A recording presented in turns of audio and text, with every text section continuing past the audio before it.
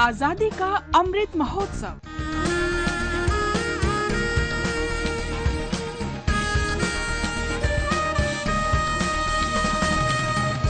Azadi Ka Safar with AIR News. 30th October has a great significance in the history of India's freedom movement. On this day in 1928, an incident took place which played a great role in changing the nature of the freedom struggle. The British government sent a 7-member commission to India under the chairmanship of Sir John Simon. The commission was given the responsibility to prepare a report on how well the 1919 Government of India Act was working. There was deep resentment in India over the composition of the commission, as it did not include any Indian delegates. As a result, the Indian National Congress decided to boycott the commission. On 30th of October 1928, the commission was met by protesters waving black flags upon its arrival at the Lahore Railway station. The peaceful protest was led by LalaLajpatRai, who had moved a resolution against the commission in the Legislative Assembly of Punjab in February 1928. In order to make way for the commission, the local police force began beating protesters. British police officer James A. Scott ordered a lathi-charge, and LalaLajpatRai was among the protesters injured seriously. Refusing to buckle down, LalaLajpatRai said, "I declare that the blows struck at me today will be the last nails in the coffin of British rule in India."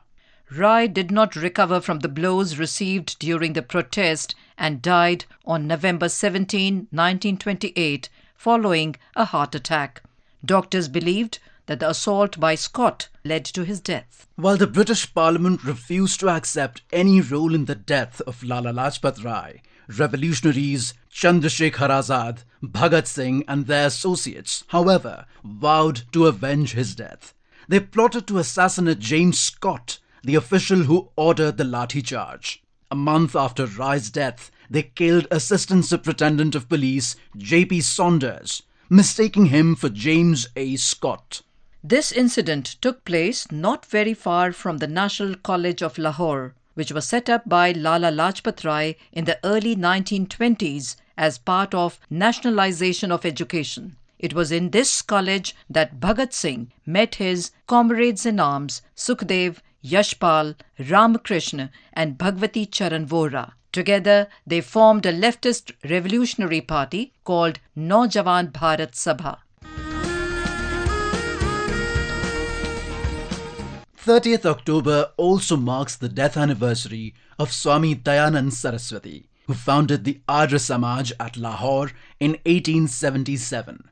The Hindu revivalist movement looked to modernize Hinduism by removing some of its corrupting influences and seek the essence of Vedic culture that it believed represented the religion's true form.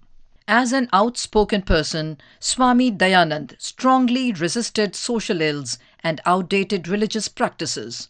In this process, he made enemies, many of whom also tried to harm him. He survived many such attempts till September 29, 1883, when his own cook gave him a glass of poisoned milk.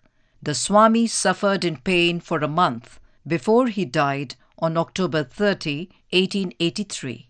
Though Swami Dayanand was not directly involved in politics, his teachings found a lot of resonance with the freedom struggle. They also influenced and inspired a large number of freedom fighters such as Ram Prasad Bismil, Subhash Chandra Bose, Bhagat Singh and LalaLajpatRai. Bhagat Singh was an alumnus of the Dayanand Anglo-Vedic School in Lahore.